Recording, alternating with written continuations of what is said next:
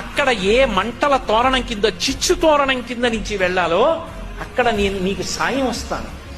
దా, నేను ముందు వెడతాను, నువ్వు నా వెంటరా.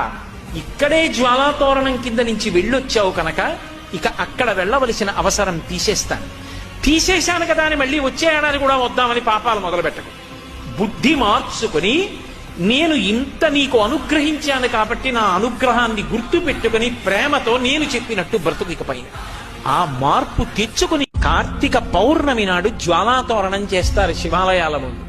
జ్వాలాతోరణము అంటే ఇలా ఓ కర్ర కట్టి పైన ఒక కర్ర కడతారు. మీ అందరూ జ్వాలాతోరణం చూసిన వారే, ఏదో నేను చెప్పాలని చెప్పడం తప్ప. దానికి ఆవిరి గడ్డి తీసుకొచ్చి కడతారు, దాని మీద నెయ్యి పోసి వెలిగిస్తారు. వెలిగించి ఆ మంట అంటుకోవడం ప్రారంభం అవగానే పల్లకీలో పార్వతీ పరమేశ్వరుల యొక్క ఉత్సవమూర్తులను ఉంచుకుని ఆ మంట కింద నుంచి